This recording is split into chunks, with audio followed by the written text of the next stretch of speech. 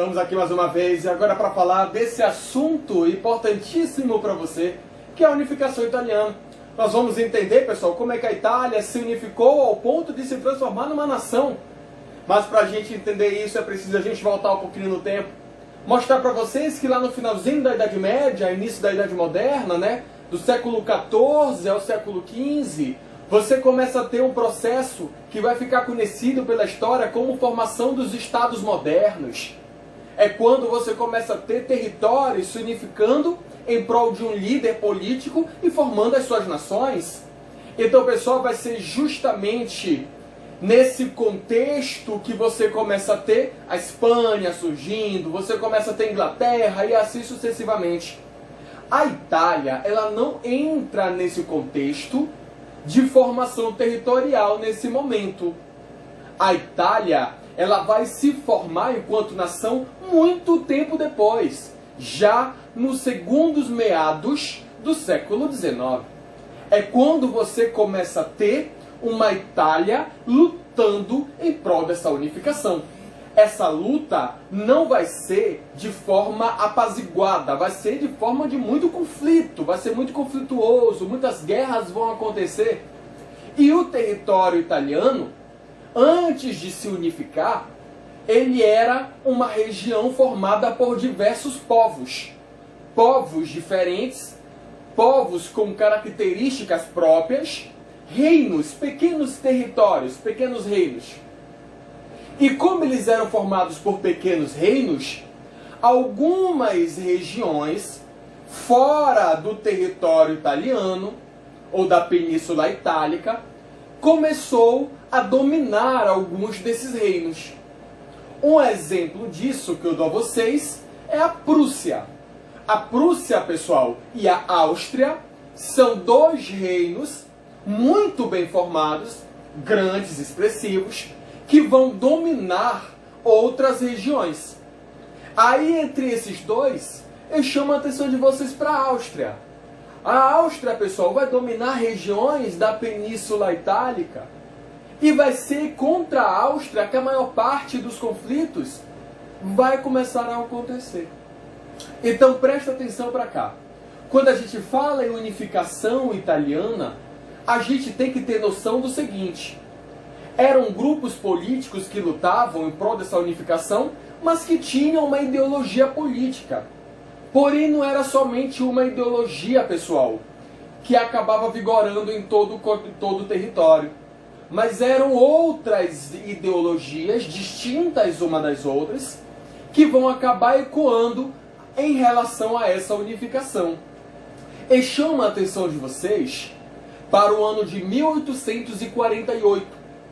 Esse período, antes de todo esse processo de unificação acontecer, acontecia na França e que se espalhava pela Europa a chamada Primavera Árabe, a Primavera dos Povos, perdão. A Primavera dos Povos era um período de muita luta, de muito movimento político, de contestação, de direitos. Inclusive, tem até alguns historiadores que falam que é uma extensão da Revolução Francesa devido ao curto período de tempo. Mas uma coisa é fato, é que a Primavera dos Povos, que aconteceu em 1848, ecoou por toda a Europa e dissipou e expandiu a ideologia liberal. E essas ideologias liberais é que vão ecoar por todo o território que futuramente vai ser a Itália. E essas ideologias vão influenciar, sim, a luta por essa unificação. Então, apesar de ser um período distante, antes de tudo isso aqui acontecer, mas digamos que a unificação italiana foi uma das consequências da Primavera dos Povos que vocês vão ter lá na França. Ok? Então olha para cá, pessoal. Durante o século XIX, a gente não pode esquecer também que é um século de muito conflito. Não só devido à unificação, mas também é um período de imperialismo econômico. E agora, olha a realidade do território italiano.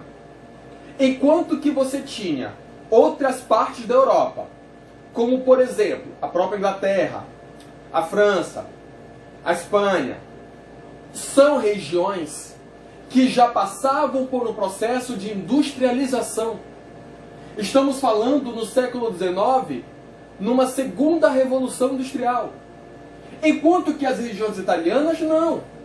Viviam da agricultura, principalmente, pessoal, a porção sul do território. Então você tem uma região que está inserida dentro de um continente que não acompanha os desenvolvimentos daquele continente. Ok? Olha lá. Haviam 3 tendências para essa unificação. 3 tendências, 3 ideologias. Preste atenção. A primeira, o neoguelfismo. Essa daqui, pessoal, neoguelfismo, é uma tendência ideológica liderada por Vincenzo Gilbert. O Gilbert. E o que é que defendia essa tendência? Defendia que a unificação italiana deveria ser feita, mas deveria ter como principal poder centralizado os poderes clericais, ou seja, o poder papal. Dizia-se essa ideologia que o Papa deveria manter o principal poder dessa unificação. Segunda tendência, republicano. A tendência republicana ela era liderada por Giuseppe Mazzini. Giuseppe Mazzini é um tipo de revolucionário que vai lutar em prol dessa unificação, mas que vai colocar esses ideários liberais literalmente como uma válvula, uma filosofia própria do seu movimento. A região que você vai ter o Giuseppe Mazzini vai ser aquela região lá do sul da Itália. É onde ele mais vai desenvolver essa ideologia de unificação baseada no republicanismo. E você tem a terceira, que é a monarquista. A monarquista, pessoal, vai ser liderada por um rei, que é Vítor Emanuel II. Vítor Emanuel II é o rei de um território lá no norte chamado Piemonte-Sardenha. Esse território, Piemonte-Sardenha, é uma região aonde vai ser um dos principais pontos de unificação da Itália. Então, de antemão, eu digo a vocês, adianto logo a vocês, que essa ideologia monarquista do Vítor Emanuel II é a que vai ser mais levada à frente nesse processo de unificação territorial. Juntamente com Vítor Emanuel II, você vai ter o Conde Cavour. O Conde Cavour, ele é um primeiro-ministro, vai vir a ser o primeiro-ministro no governo do Vítor Emanuel II. Esses dois, eles vão se unir em prol dessa unificação. Em prol de uma unificação italiana baseado numa monarquia. Ok? Preste atenção para cá. Era desse jeito que se organizava o território italiano. Você observa, pessoal, que você vê muitos reinos pequenos. E esses reinos pequenos é que vão acabar facilitando com que outros reinos maiores, impérios maiores, dominassem algumas dessas propriedades, alguns desses territórios. Como, por exemplo, o Império Austro-Húngaro, que ele vai dominar regiões como a Lombardia, como a Venécia, regiões como Parma, como Módena, Toscana. Ou seja, são regiões pequenas que vão ser muito fáceis de ser dominados por impérios maiores, como o Império Austríaco. Daí o porquê, pessoal, no decorrer desse processo de unificação, você vai ver muito conflito entre Piemonte-Sardenha, essa regiãozinha aqui que você está vendo, é a região em que você vai ter o Vítor Emanuel II, tá? Como rei, como representante político, e vai ser o Piemonte-Sardenha que vai mais entrar em conflito com a Áustria, ok? Devido a Áustria manter o domínio de todas essas regiões que vocês estão vendo aqui. Aqui no sul da Itália é que você vai ter a ideologia republicana. pelas ilhas da Sardenha, Sicília, perdão, pelas ilhas da Sicília, né? Nessa região sulista é que você vai ter o Giuseppe Mazzini exercendo as suas ideologias. Ok? Preste atenção para cá. Mazzini, ele vai formar um exército, isso antes de toda essa discussão de unificação acontecer. O Giuseppe Mazzini já possuía uma ideologia revolucionária de unificação. Lá em 1830, você vê que até antes da Primavera dos Povos estourar lá na França, o Giuseppe Mazzini já havia formado um grupo militar. É como se fosse um exército paramilitar, uma milícia. O nome dessa milícia que você vai ter é Jovem Itália. A Jovem Itália, como o próprio nome já diz, é um grupo de milícia que lutava em prol de uma unificação italiana, mas uma Itália moderna, uma Itália livre, uma Itália republicana. E vai ser justamente esse grupo Jovem Itália, pessoal, que vai desenvolver essa ideologia republicana lá pelo sul do território italiano. Ok? Giuseppe Mazzini vai conseguir desenvolver essa ideologia, porém, eu adianto a vocês que ela vai ser suprimida, ela vai ser abafada pela ideologia monarquista lá do Vítor Emanuel II. Olha lá, o Vítor Emanuel II, rei de Piemonte e Sardenha, quando assume o governo de Piemonte e Sardenha, coloca como primeiro-ministro o Conde de Cavour. Então preste atenção que, como eu falei logo no início, que a ideologia monarquista vai ser levada por esses dois, tanto o Vítor Emanuel II quanto o Conde de Cavour.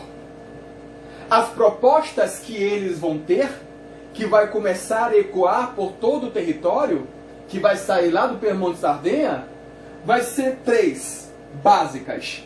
Modernizar o território, e isso de fato o Vítor Emanuel vai fazer. O Piemonte e Sardenha, logo nesse início dessa unificação, vai ser considerado um território bem desenvolvido, né, já com o início desse processo de revolução industrial, e quanto, mais uma vez, eu digo que o sul da Itália é um território bem mais agrário, digamos assim. Unificar a Itália sob a aliança da Casa de Saboia. A Casa de Saboia, pessoal, é a família do Vítor Emanuel II. Ok? Ganhar apoios externos, principalmente para vencer o Império Austríaco. Como a Áustria possuía um poder muito grande, para expulsar a Áustria e tomar alguns territórios que faziam parte do território que hoje é a Itália, da Áustria, era preciso ter um exército bem formado. E para essa luta, para essa guerra árdua, o Vítor Emanuel II, juntamente com o Conde de Cavour, foi preciso buscar ajuda externa, apoios externos. E esses apoios vão vir, principalmente da França. A França vai ser uma aliada muito grande do Piemonte e Sardenha nesse processo de unificação italiana. Ok? Então olha aqui, pessoal. O Conde de Cavour consegue o apoio francês para lutar contra os austríacos. Lá na França, quem vai estar no poder da França vai ser o Bonaparte III. O Bonaparte III não é o Napoleão Bonaparte mesmo, né? Ele é sobrinho do Napoleão Bonaparte. Nesse momento Napoleão já havia morrido. O Bonaparte III, ele vai apoiar o território do Piemonte e Sardenha nessa luta contra o território austríaco. Só que isso não vai ser assim: ah, olha, eu te apoio, beleza, toma, tá aqui as minhas tropas, pode levar todo mundo. Não é assim, pessoal. É um apoio que a França vai querer tomar algo em troca. Então vai acontecer uma espécie de barganha. Ou seja, você vai ter uma negociação. Eu pego, te ajudo, mas eu vou te ajudar se tu me der algo em troca. E aí essa negociação vai ficar afirmado o seguinte: nessa Segunda Guerra de Independência Italiana, que vai acontecer em 1859, de um lado tu tem o Piemonte e Sardenha, do outro lado o Império Austríaco. Piemonte e Sardenha vai lutar juntamente com o apoio das tropas francesas, vai vencer a Áustria nessa guerra, e em troca dessa vitória, você vai ter Vítor Emanuel II doando algumas terras para a França, que já havia sido negociada naquela hora que o Conde de Cavour pediu ajuda a Napoleão III. Ok? Então você vai ter o apoio francês em troca de uma propriedade chamada Niche e Saboia. Que regiões são essas? Essa daqui. Você tem Saboia e Nice. Essas pequenas regiões que você tem aqui, bem ao lado do Piemonte, é que serão doadas para o governo francês em agradecimento ou em pagamento, já que foi a barganha, em pagamento dessa ajuda que você teve do Napoleão III para com o Vítor Emanuel II, nessa vitória contra o Império Austríaco. Ok? Pessoal, a Áustria vai perder e ceder 2 territórios para o Vítor Emanuel II. Os territórios que você vai ter é o território de Módena e Lombardia. Essas regiões bem aqui que você está vendo, Módena e Lombardia, serão 2 territórios que a Áustria vai ser obrigada a dar para o Vítor Emanuel II. Você já começa a ter um crescimento territorial em prol dessa ideologia monarquista do Vítor Emanuel. Ok? Pessoal, Parma e Toscana são essas 2 regiões bem aqui. Parma e Toscana, bem próximo de Piemonte. Essas 2 regiões era também de domínio austríaco. Só que como você começa a ter essas anexações territoriais feito pelo Vítor Emanuel II, Parma e Toscana vão organizar dentro do seu território um plebiscito. Esse plebiscito serve para quê? Para decidir se continuam aos mandos submissos ao Império Austríaco ou se eles se unem com as ideologias de unificação de Piemonte e Sardenha. O resultado desse plebiscito, o povo quis, ou votou a favor da união tanto de Toscana quanto de Parma às ideologias de Piemonte, ou seja, do Vítor Emanuel II. Então você tem, queridos, essa unificação. Então você observa que quando Piemonte e Sardenha consegue a Lombardia e consegue a Módena, Parma e Toscana automaticamente se unem às ideologias do Vítor Emanuel. Ok? Mazzini, que era lá do sul do território italiano, que tinha aquela ideologia republicana, percebe que as ideologias monarquistas do Vítor Emanuel II estavam dando certo, que ele estava anexando terras e ele, o Mazzini, não saía do sul da Itália. Aí o que é que o Mazzini faz? Ele pega e se une às ideologias monarquistas do Vítor Emanuel. Olha só o que vai acontecer.